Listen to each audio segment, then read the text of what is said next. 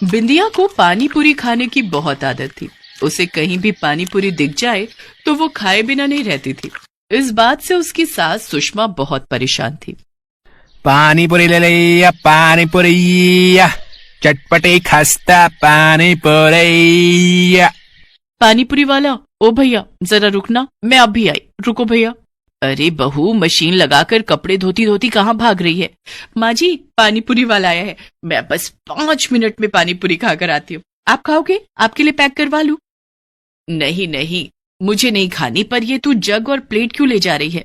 ओहो माँ जी, पहले भैया से अभी खा लूंगी और उसके बाद बाकी जग में पानी और प्लेट में पानी पूरी पैक करवा कर ले आऊंगी। शाम को फिर मन कराता है ना खाने का। जब देखो पानी पूरी, हर समय पानी पूरी ही खाती रहती है, कुछ और भी खा लिया कर। माँ जी, पानी पूरी के सामने तो मुझे कुछ भी खाना अच्छा नहीं लगता। भैया जरा चटपटी चटनी लगाकर पानी पूरी खिलाओ और पानी खट्टा ही देना। अरे दीदी, मैं जानता हूँ आपको खट्टा पानी पसंद है, बेफिक्र रहो, चटपटी ही बनाऊंगा। मजा आ गया भैया, मजा आ गया। आहा, बहुत ही स्वादिष्ट पानी बनाए है। अब पानी पूरी पैक भी कर दो।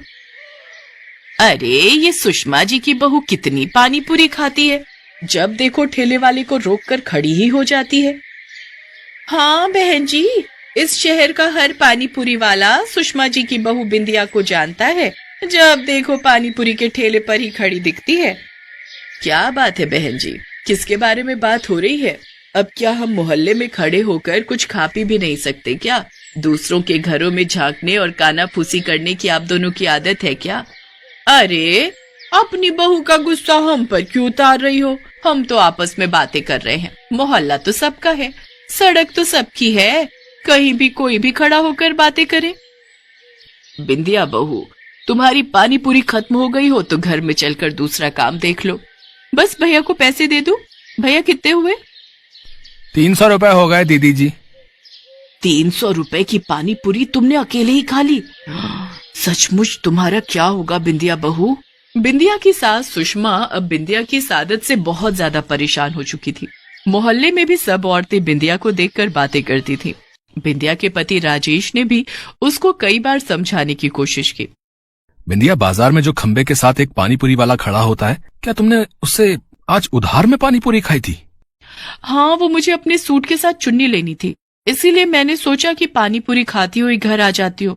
मेरे पास छुट्टे नहीं थे ना, तो 150 रुपए का ही तो उधार था, उसने तुमसे बोल दिया। हाँ, मैं अभी जब वापसी आ रहा था तो उसने मुझे आवाज लगाई और पैसे मांगे। बिंदिया, ऐसा भी क्या कि तुम कुछ खाने के लिए उधार करके आओ? अच्छा थोड़ी लगता है, पानी पूरी वाले से पैसे उधार मत किया करो। ठीक है, अब आगे से नहीं करूंगी, गुस्सा मत हो। राजेश उस समय चुप हो जाता है। धीरे धीरे बिंदिया की पानी पूरी खाने की आदत और बढ़ जाती है। राजेश जो भी खर्च के पैसे देता, बिंदिया वो पानी पूरी खाने में खर्च कर देती। पर अब बिंदिया के पास ज्यादा पैसे नहीं बच पाते थे, इसलिए वो बहुत ज्यादा उधार पर पानी पूरी खाने लगी। और एक दिन, माता जी, वो यहाँ बिंदिया जी रहती है ना? जी मेरी बहू है बिंदिया। तुम कौन हो और मेरी बहू से क्या काम है? जी, बिंदिया जी ने मेरे 10,000 रुपए देने हैं। कौन से 10,000 रुपए? मैं कुछ समझी नहीं। माता जी, वो कई महीनों से बिंदिया दीदी मेरे ठेले पर से पानी पूरी उधार में खा रही हैं, उसी के 10,000 रुपए बनते हैं।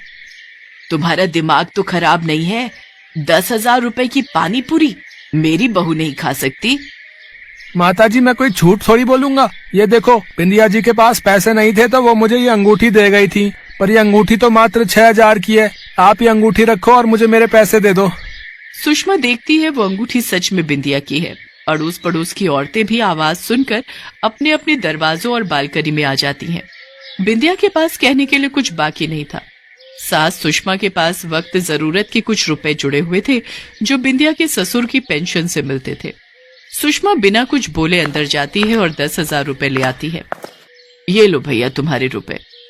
शुक्रिया माता जी। पानी पूरी वाले के जाने के बाद सुषमा दरवाजा बंद कर लेती है ताकि मोहल्ले वाले कुछ बोल ना सके। बिंदिया, राजेश को इस बारे में कुछ पता नहीं चलना चाहिए। मुझे माफ कर दीजिए माँ जी, आज मेरे कारण आपका इतना अपमान हुआ। आज आपके जोड़े हुए सारे पैसे लग गए, वो भी मेरे पानी पूरी खाने की आदत की वजह से। मैं वादा करती हूँ माँ जी, मैं आज के बाद कभी भी इतनी ज्यादा पानी पूरी नहीं खाऊंगी। बिंदिया की आंखों में आंसू आ जाते हैं। चल अब छोड़, इतना ध्यान मत दे, जो होना था हो गया, आगे से ध्यान रखना। हाँ माँ जी, मैं वादा करती हूँ।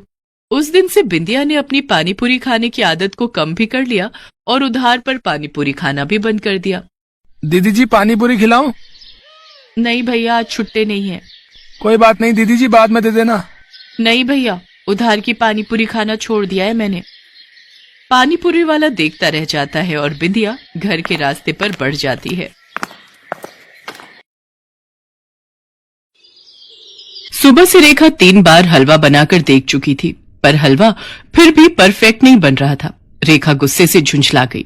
क्या मम्मी, ये हलवा वलवा मेरे से नहीं बनेगा, मैं नहीं बना रही। सुबह से 3 बार कोशिश कर चुकी हूँ, कभी चीनी कम हो जाती है, कभी घी कम रह जाता है, अब देखो कैसा पतला पानी बन गया है। रेखा, पिछले 1 हफ्ते से तुझे सिखा रही हूँ, पर जब भी सामग्री नापने लगती हूँ तेरा ध्यान पता नहीं कहाँ चला जाता है। सोशल मीडिया में देखकर भी तू नहीं सीख पाई। अब तो लगता है कि तू शादी होकर जाए तो हलवा किसी जादू से बन जाए, वरना तेरी सास तो मुझे ही ताने सुनाएगी कि बेटी को कुछ सिखा कर नहीं भेजा। मम्मी, काश तुम्हारी बात सच हो जाए और मुझे कोई ऐसी तरकीब मिल जाए कि जादू से हलवा बन जाए। ऐसे जादू से सब कुछ बनने लगता ना तो आज तुम्हारी माँ रसोई में पूरा दिन जादू से ही खाना बना रही होती। ये सब किस्से कहानियों में ही होता है कि जादू से हलवा बन जाए, सच में ऐसा कभी नहीं होता। पर रेखा के मन में ये बात घर कर गई। 15 दिन बाद उसकी शादी थी और उसकी सास ने पहले ही कह दिया था कि उनके यहाँ नई बहू के हाथ से सबसे पहले हलवा ही बनवाते हैं। रेखा अब इसी सोच में पड़ गई कि काश वो भी जादू से हलवा बना ले। सर्दियों के दिन थे। एक दिन रेखा बाजार से शादी की शॉपिंग करके आ रही थी। वो अपनी मम्मी से बोली, मम्मी, घर का सारा काम हो गया है, आप इसी रिक्शा पर ये थैलियां लेकर घर चलो, मैं जरा शीतल के घर होकर आती हूँ। उसके घर से मुझे अपना मेकअप का किट उठाना है। उसने मेरे लिए कुछ सामान ऑनलाइन मंगवाया था। शाम के समय ज्यादा ठंड में घूमो नहीं, वरना बीमार पड़ जाओगी। फिर आपको 2 दिन बाद मेरी शादी में लगना ही है। हाँ, तू ठीक कह रही है, पर तू जल्दी आ जाना। ठीक है मम्मी, तुम आराम से घर जाओ, मैं दूसरा रिक्शा ले लेती हूँ। इतनी ठंड लग रही है, आज तो सबसे ठंडा दिन है और ठंडी हवा भी चल रही है। मेरे पास गर्म शॉल है, वही ओढ़ लेती हूँ।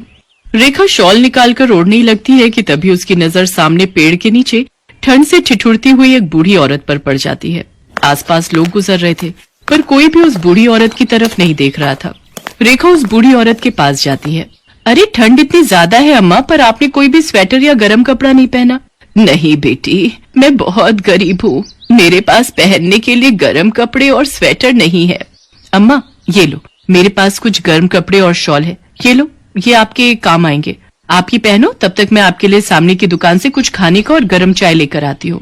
वो बूढ़ी औरत गर्म कपड़े पहन लेती है। इतनी देर में रेखा उसके लिए चाय और खाने का सामान ले आती है। बूढ़ी औरत बहुत खुश होती है।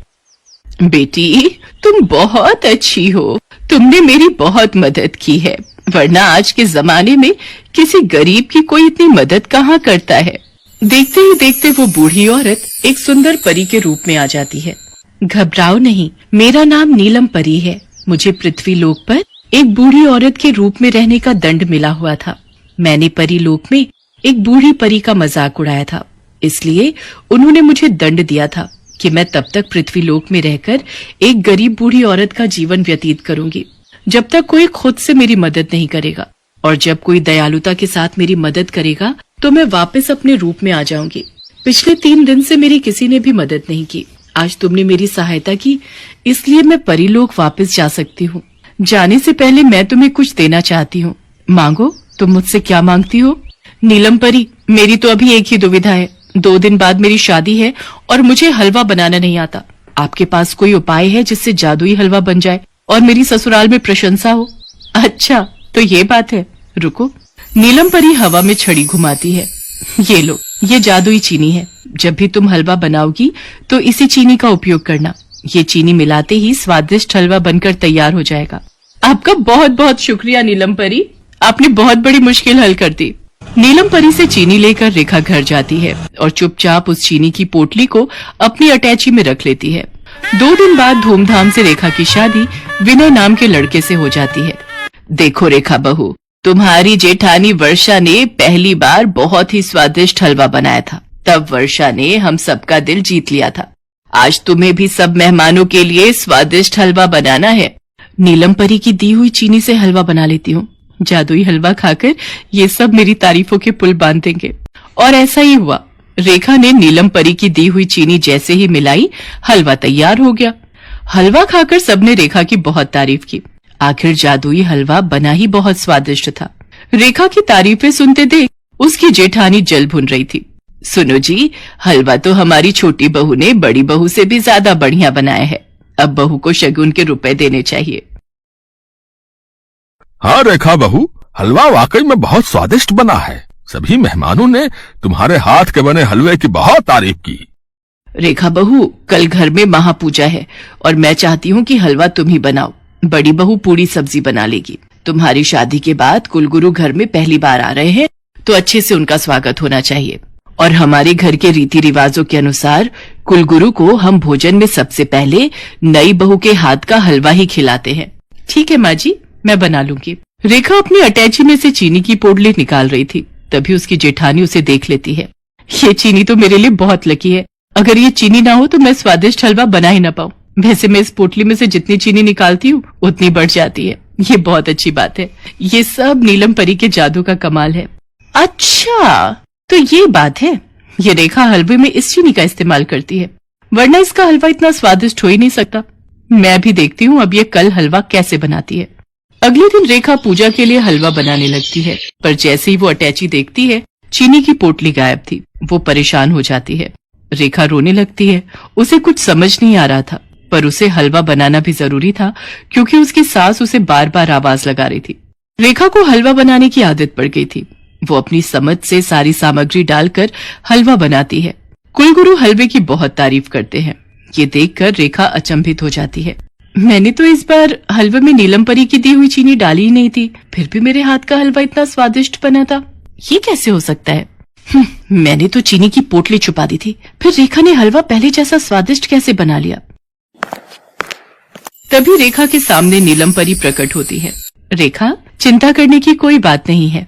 तुम्हारी जेठानी वर्षा ने चीनी की पोटली छुपा दी थी, पर तुम्हें ये ज्ञात ही नहीं कि तुमने बार बार हलवा बनाने का अभ्यास किया और तुम खुद से ही स्वादिष्ट हलवा बनाने लगी। व्यक्ति जब किसी चीज का अभ्यास करता है तो वह उस कार्य में निपुण हो जाता है। जैसे आज तुम हलवा बनाने में हो चुकी हो, अब तुम्हें मेरी दी हुई जादुई चीनी की कोई जरूरत नहीं है। नीलम परी की बातें सुनकर रेखा बहुत खुश होती है और उसकी जेठानी अपना समूह लेकर वहां से चली जाती है।